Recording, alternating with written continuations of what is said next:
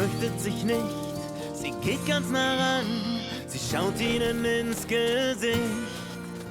Sie lockt sie mit Tricks, gewinnt ihr Vertrauen, nur manchmal wird's auch nix. Doch irgendwann klappt es dann. Anna und die wilden Tiere, Anna und die wilden Tiere, Anna und die wilden Tiere, geht ganz nah ran, ganz nah ran.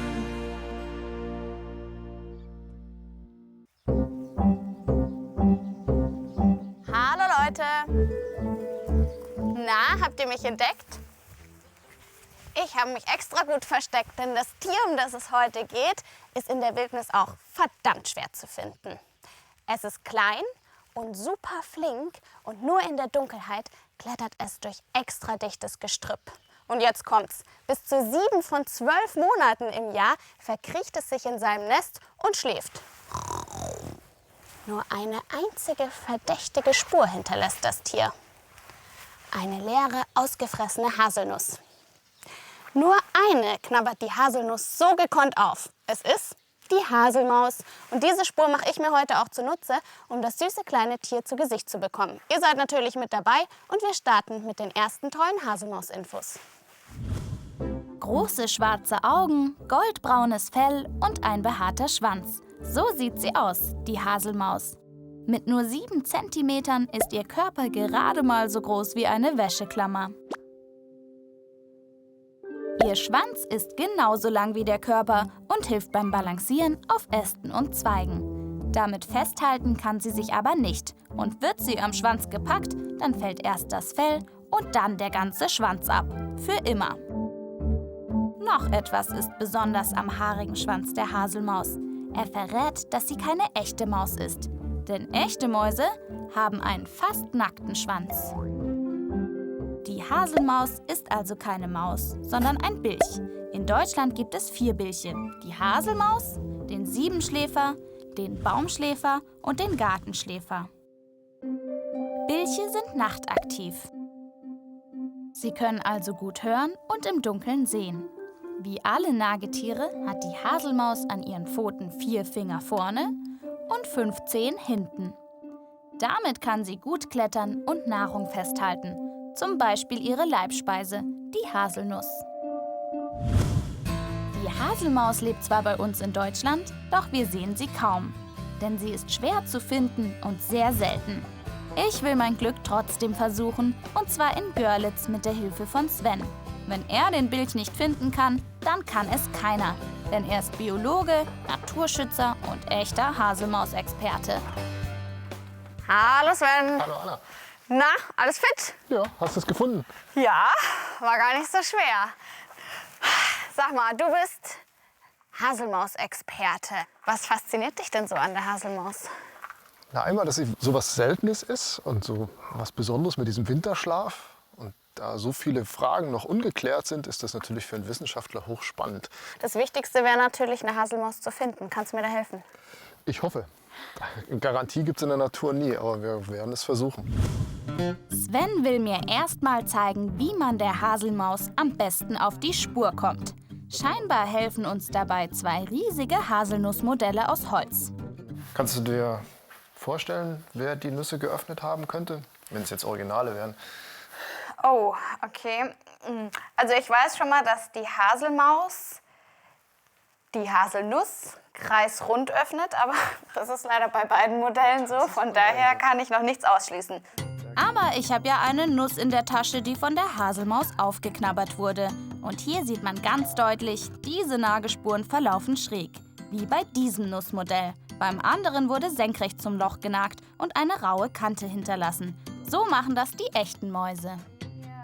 Deswegen war das natürlich die Haselmaus. Das war die Haselmaus. Das ist eigentlich ein sehr hübsches Loch, so wie das ausgefressen ist. Wie macht die Haselmaus denn das? Hat die da eine spezielle Technik? Nachdem sie eine ganz winzige Öffnung reingefressen hat, dreht sie die Nuss gegen die Zähne.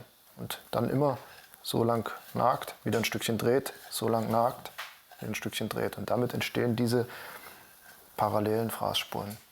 Wisst ihr was? Ich probiere das mal mit einem Apfel aus. Gute Idee. Also, Erst ein kleines Loch reinbeißen. Dann knabbern und drehen. Alles klar. Naja, die Haselmaus kann's besser. Okay, und was bringt uns das jetzt, zu wissen, dass die Haselmaus die Nuss so ausfrisst? Na, das Tolle ist, ich kann jetzt wie Sherlock Holmes auf Spurensuche gehen und kann sagen, wer war das? Wer hat hier gefressen? Und ich kann damit zeigen, wo leben Haselmäuse. Perfekt, dann lass uns das doch jetzt machen. Na dann, ab in den Wald. Sven und ich machen uns auf den Weg zu einem nahegelegenen Waldstück. Hier will er mit mir auf Nussjagd gehen. Denn wo es leer gefutterte Haselnüsse gibt, da ist auch die Haselmaus nicht weit. So, das ist jetzt also eine Gegend, wo es für die Haselmaus super ist. Genau. Ja, das ist ein kleiner, alter Vulkan und, und da gibt es einen speziellen Boden und der sorgt dafür, dass wir hier eine ganz reiche Vegetation an Sträuchern und Bäumen haben mit unterschiedlichen Arten. Und das findet die Haselmaus besonders schick. Aha, das heißt, es gibt auch viel zu fressen. Genau, und zwar über das ganze Jahr verteilt, außer im Winter natürlich. Aber unterschiedliche Sträucher heißt unterschiedliche Früchte, unterschiedliche Samen über das ganze Jahr verteilt. Und das ist gut für die Haselmaus. Das heißt, die Chancen stehen auch gut, dass es hier viele Haselnüsse gibt. Genau, weil am Waldrand ist viel Licht und wenn Licht auf die Haselsträucher fällt, dann gibt es gute Chancen, dass da Nüsse dran sind und dann müssten wir auch welche finden. Perfekt, dann auf geht's zur Nussjagd.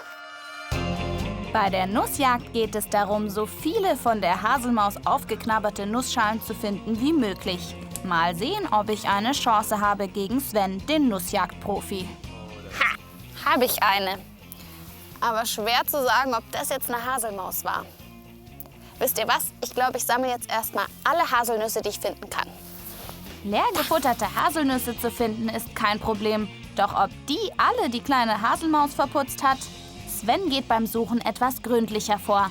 Dafür bin ich schneller. So, Sven. Dann lass uns mal gucken, wer mehr gesammelt hat. Meinst du, es reicht schon? Ja, du musst mir noch mal helfen. Ich bin mir jetzt gar nicht sicher, welche davon der Haselmaus Dann stecke ich mal meine noch mal ein. Ja. Dann gehen wir das mal durch. Schau mal, die hier zum Beispiel. Die ist jetzt hier so kreisrund. Du siehst, hier gehen die Nagelspuren also senkrecht zum Rand. Es gibt einen rauen Lochrand, auch wenn man jetzt mit dem Finger reinfährt. Das ist sehr, sehr rau. Also das war keine Haselmaus, das waren die anderen Kleinsäugerkollegen. Oh, ich sehe was. Guck mal, das ist eine tolle. Das ist Haselmaus. Ah ja, ich glaube, das ist die ich dir weggeschnappt habe. Schau mal, das war ein Käfer. Das ist ein Rüsselkäfer. Der legt hier eine kleine Made rein. Dann bohrt sich die kleine Larve in die Nuss und muss sich dann wieder rausbohren. Und übrig bleibt so ein winziges Loch. Aber wir sortieren mal die aus, die nix sind. Also das war jetzt eine echte Maus, die kann weg. Weg damit. Weg damit. Hier, die ist gar nicht offen. Weg damit. Weg damit. Weg damit. Weg damit. Eichhörnchen. Weg damit. Eichhörnchen ist wirklich das, was man am meisten findet, am häufigsten. Diese Bruchkanten. Richtig schön halbierte, klassische Nüsse. Aber eben auch nicht Haselmaus. Naja. Auch nix. Sind alle leider nix. Mist. Naja, aber zwei habe ich gefunden. Zwei bleiben übrig, ne? Die bleiben mal schnell auf meiner Hand hier. Ja. Tja, und jetzt zeige ich dir mal, was ich in der Zwischenzeit gefunden habe. Oh. 1, 2, 3, 4, 5, 6, 7, 8, 9, 10, 11, 12, 13, 14. Knapp gewonnen, Sven. Knapp gewonnen. Aber ich bin trotzdem sehr glücklich, denn es gibt hier Haselmäuse. Und das ist ja schon mal super. Warum ist die Haselnuss gerade so eine tolle Mahlzeit für die Haselmaus? Weil das im Herbst die super Variante ist, die schnellste Möglichkeit, die Fettreserven für den Winterschlaf aufzubauen. Sie frisst ja über den Winter nichts, sondern muss davon leben, was sie sich im Herbst angefuttert hat. Und das geht am einfachsten, am besten mit Haselnüssen. Und der Winterschlaf ist übrigens auch was ganz Besonderes an unserem kleinen Bilch. Und deswegen gibt es jetzt für euch dazu noch ein paar mehr Infos. Bilche werden auch Schlafmäuse genannt und das aus gutem Grund. Von November bis Mai, also über 200 Tage lang, gönnen sie sich einen ausgiebigen Winterschlaf. Um es so lange ohne Nahrung auszuhalten, müssen sie sich im Herbst einen ordentlichen Winterspeck anfressen und ihr Körpergewicht fast verdoppeln, auf ca. 35 Gramm. Echte Mäuse können das ganze Jahr über wach bleiben, da sie auch im Winter Nahrung finden. Die Haselmaus nicht. Also verkriecht sie sich in ein Nest, senkt ihre Körpertemperatur auf fast 0 Grad und atmet nur noch alle 11 Minuten, um so wenig Kraft wie möglich zu verbrauchen. Wie alle Winterschläfer ist sie im sogenannten Torpor. Sie schläft also nicht, sondern ist im Energiesparmodus. Erst wenn es wieder genug Früchte und Insekten zu fressen gibt, wacht die Haselmaus auf, und zwar mit ordentlich Kohldampf, denn dann ist ihr Winterspeck aufgebraucht und sie wiegt nur noch um die 15 Gramm. Absoluter Rekordhalter im Winterschlafhalten ist übrigens ein Verwandter der Haselmaus, der Siebenschläfer. Anders als sein Name vermuten lässt, schläft er nicht nur 7, sondern bis zu 9 Monate lang. Da er auch ein Bilch ist, hat er vieles mit der Haselmaus gemeinsam. Er ist nachtaktiv und ernährt sich von Früchten, Knospen, Nüssen und Insekten. Und auch er verliert seinen buschigen Schwanz, wenn er daran gezogen wird. Anders als die Haselmaus versteckt sich der etwa doppelt so große Siebenschläfer gerne unter unseren Dächern und sorgt dort für ordentlich Rabatz, wenn er sich nachts auf Futtersuche macht. Weiter geht's mit der Haselmaussuche. So, jetzt wissen wir, wo die Haselmäuse fressen. Aber wo leben sie denn? Ganz oben in den Kronen der Bäume und Sträucher, also bis in 30 Meter Höhe. Aber wir können mal gucken, ob wir ein verlassenes Nest in den Brombeeren finden. Ja, zum Glück habe ich einen Experten dabei. Je nach Jahreszeit haben Haselmäuse verschiedene Nester. Sven weiß, wo man nach ihnen suchen muss. Das ist Haselmausparadies. Ach, jetzt fällt es mir auch wieder ein. Brombeeren waren die mit den Stacheln, oder? Genau. Und das ist das, was die Haselmaus ganz sehr schätzt. Schau mal, du hast jetzt hier ganz lange Brombeerranken. Und diese langen Ranken, wenn hier jemand anstößt, das wirkt wie eine Antenne. Es wackelt im ganzen Busch. Dann ist die Haselmaus gleich gewarnt. Dann ist die Haselmaus gleich gewarnt. Und in diese Dornen läuft auch niemand gern so schnell rein. Und das ist ein guter Schutz. Nee, ich ja auch nicht. Ja, und dann gibt es noch einen Effekt. Das Regenwasser läuft wie auf Dachziegeln nach unten weg.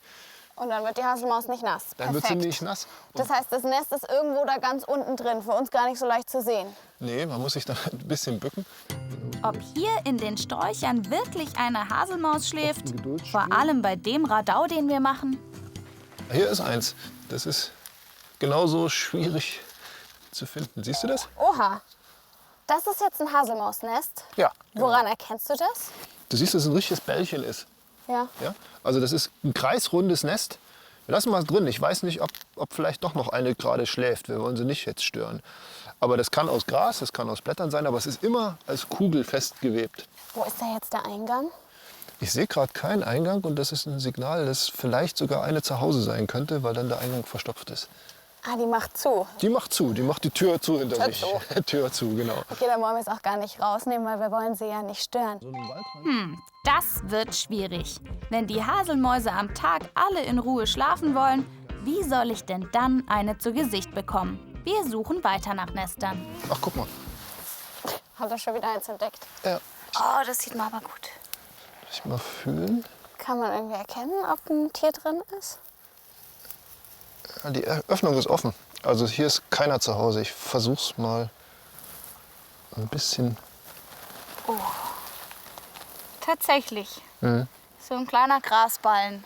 Ja, aber ist schon eine Weile niemand mehr zu Hause gewesen. In ihrem Zuhause kann sich die kleine Haselmaus nicht wirklich sicher fühlen. Um sich vor Feinden wie dem Marder zu schützen, zieht sie immer wieder um. Und zwar mit Sack und Pack, wenn es sein muss. Hat eine Haselmausmama Angst um ihre Kinder, trägt sie einzeln in ein neues Nest. Auch während des Winterschlafs sind Haselmäuse gefährdet. Denn dann liegen sie in Nestern am Boden und können von hungrigen Tieren ausgegraben werden. Sven legt das Nest zurück. Kann ja sein, dass bald wieder jemand einziehen möchte. Eine Maus haben wir aber immer noch nicht gesehen. Ich frage mich, ob das überhaupt klappen kann bei den seltenen Nagern. Doch Sven hat noch ein Ass im Ärmel. Oder besser im Nistkasten. Denn davon will er nun 100 mit mir kontrollieren.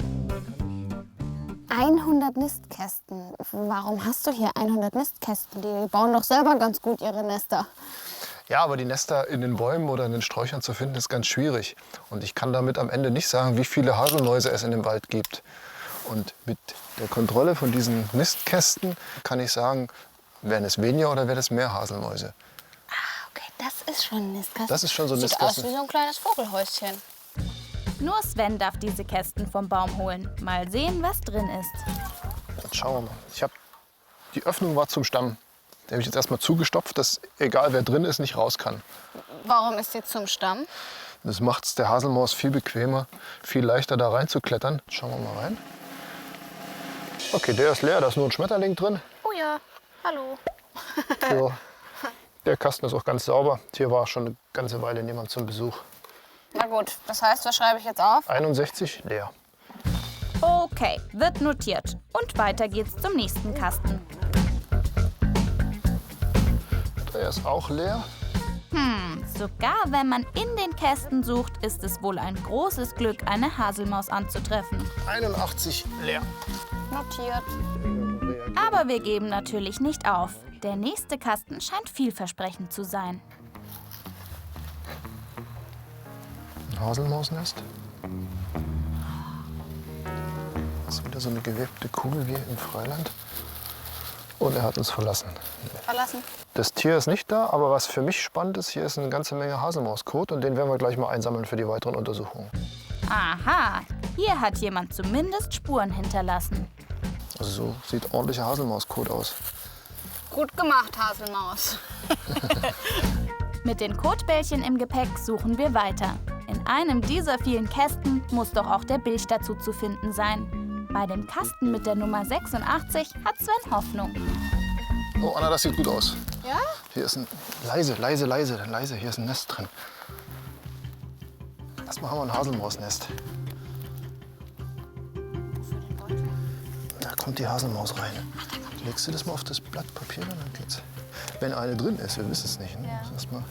Aber ich habe durch die Öffnung durch ein Nest gesehen. Oh, so ein Schmetterling, bin ich jetzt erschrocken. Psst. Jemand ist zu Hause. Du hast Glück, Anna. Jetzt müssen wir die vorsichtig überzeugen, ihr aus ihrem Nest zu kommen. Die will natürlich nicht.